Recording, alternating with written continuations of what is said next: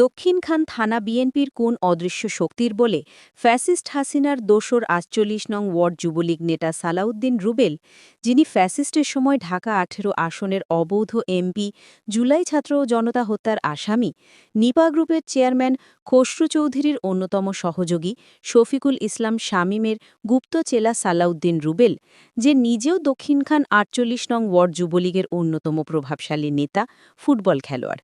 তার ফুটবল খেলা হলো মানুষকে আনন্দ দেবার নামে প্রভাবশালী নেতাদের সাথে ছবি তুলে এলাকায় ত্রাসের রাজত্ব কায়েম করা ছিল তার প্রধান কাজ।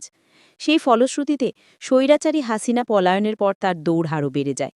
ফুটবল খেলাকে পুঁজি করে বিএনপির সিনিয়র নেতাদের নাম ব্যবহার করে এই কাজে সহযোগিতা করে স্থানীয় বিএনপির কিছু অসাধু নেতৃবৃন্দের সাহায্যে বিভিন্ন রকম বাণিজ্যিক কাঠামো তৈরি করে যাচ্ছে, যার মধ্যে আওয়ামী লীগের অবৈধ এমপির ব্যবসা প্রতিষ্ঠান ও তার বিশ্বস্ত সহযোগী শামীমের দিক নির্দেশনায় ব্যবসা প্রতিষ্ঠান টিকিয়ে রাখা ও ২ দিন পরপর মেলার মাধ্যমে জুয়া বাণিজ্যি, বিভিন্ন ধরনের খেলার নামে চাঁদাবাজি করে হঠাৎ করে অদৃশ্য শক্তির বলে ক্লাব দিয়ে সেখানে বিভিন্ন প্রকার সালিসি কার্যক্রম পরিচালনা করে।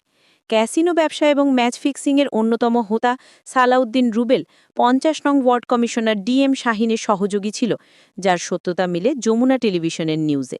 এবং রুবেলের বাবা জনাব আবুল হোসেন, সে একসময় বিএনপির সাথে জড়িত ছিল, পরবর্তীতে ১/১১ পরে সে নিয়মিত আওয়ামী লীগের সাথে জড়িত হয়। এখন আবার তাকে বিএনপির মিটিংয়ে দেখা যাচ্ছে।